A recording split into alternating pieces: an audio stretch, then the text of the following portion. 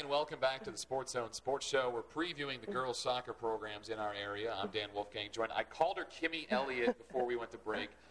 I knew her as Kimmy Elliott before she was lucky enough to be married, but now she is Kimmy Underwood. Kimmy, thank you very much for joining us. No problem. Now, Kimmy, we were talking a little bit before we got on camera about the success that this program has had, making it to the regional finals 2 years ago, regional semis last year. Can you give us a little bit of a rundown of the players that you returned from those groups and then also the players that you've lost from those regional trips? Okay, predominantly this year we bring back 7 seniors that have been on both of those teams, so hopefully they come back with a lot of leadership. Most importantly, we got Courtney Turner back as our sweeper, and Caitlin Matz comes back as a predominant midfielder for us from both of those teams. Now, we were talking a little bit also before we got on camera about Caitlin and how she had problems with her appendicitis. How is she feeling, and when do you expect her to return to the team? She's back. It's just she's kind of, you can tell she's a little timid at times still with the stomach being sensitive, but she's doing a really good job. She was out about a week. She got back for our final scrimmage and our preview, and she's back in the starting lineup. It's just, you can tell she's kind of taking the time, but she's almost right back to where she needs to be. Now, having those 7 seniors on the team that took you to the regional tournament 2 years in a row, obviously the finals we said 2 years ago and the semis last year, do you, as a coach, have to do much to motivate the players, or do those seniors really just kind of take charge and you can kind of sit back and watch them do that? They do a pretty good job. Especially Courtney's a 3-year captain, so this is her 3rd year, and we lost a lot with, like you mentioned earlier, we lost Katrina Niger and Nikki Vanneman, Clarissa Gurgley, and the year before, Alyssa Cushman, who have been predominantly our main offensive threats. So what we need to do this year is we're kind of plugging in some new faces up front, but we returned most of our defense. But so far, they were really working hard, and I'm liking what I'm seeing. They're maturing fast. Well, you guys are 1-0-1 at this point, just fresh off a win against Philo yesterday. Yeah. I believe 4-1 was the score? Yes. So there's at least some positive at this point. How do you think the season is looking, even though it's still early on in the year?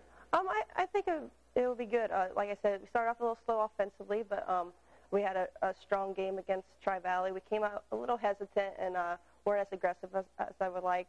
We turned it on a little bit in the second half, got a hard-fought 0-0 tie, and then we came back with a win yesterday. And Courtney did a good job from her sweeper position. She scored a goal for us from off a direct kick about 40 yards out, and she also had an assist, and we had a freshman find the goal twice, and then Caitlin had a goal for us also. So it's coming along. So plenty of good signs for your team, Coach Underwood. I know that now, coming up in about a week, we've got the Labor Day Showcase out at Riverview. You guys will be going up against Clear Fork. What's it like for your girls to get out there and get an opportunity to play in a big-time atmosphere like this Riverview Showcase? Well, last year was our very first year. We played a really good Bishop Hartley team, and this year we come back against Clear Fork, and it's just a great experience. I mean, there's great talent that come to the showcase, and it's just a privilege to be in it each year, the last 2 years. And don't know too much about Clear Fork. They were a little bit younger last year, but they had a lot of success, I know, and I think it should be a good game for us. Now, Coshocton, like Ridgewood, we were just talking to Casey Claxton, is a relatively young program when it comes to girls soccer. How do you feel that the program's been received by the Coshocton community? Soccer's a little bit bigger here than it is in West Lafayette, so do you think that the fans have really rallied behind this team? Yeah, I really think so, and I think it's great that the past 2 years, Riverview and Coshocton, and I mean, as long as I can remember, it's been either Riverview and then the last 2 years, us coming out. So I think it's great for the county, and now that Ridgewood's having some success, just great, and they really get on board. And the last 2 years for tournaments, I mean, lots of community support. They've had caravan out with our buses and stuff, and a lot of great restaurants have wanted to donate food for us and everything, and the girls, of course, love that and are looking forward to that again. So it's just been great, and it's great that all 3 county schools are having some success now. Well, and obviously, as your program does better, you tend to attract more fans. Yeah. Do you think what are the expectations for this year? Are we looking at the regional tournament again, or are we setting the standard a little lower because of the talent you lost from those past 2 years?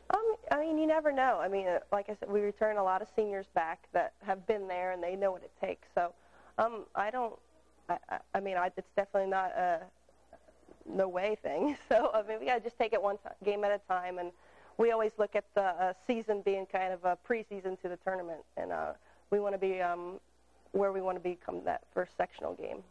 Well spoken like a coach, taking it one game at a time, and we'll have to see how the Coshocton girls soccer team does as the season progresses. Kimmy, anything you want to add just in general about your team or about the expectations for the season? No, the sectional is a lot different this year. It's a 10-team sectional at Philo, and 2 teams will come out this year and go on to district at Zanesville. So it's a lot different than playing.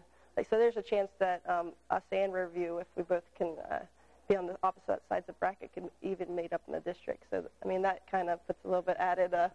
Hopefully we can get there for both teams. Want to get that win against the Blackbears, right? You know. Well, Kimmy Underwood, again, thank you very much for joining us right here on the Sports Zone Sports Show. We'll be back to wrap things up right after this.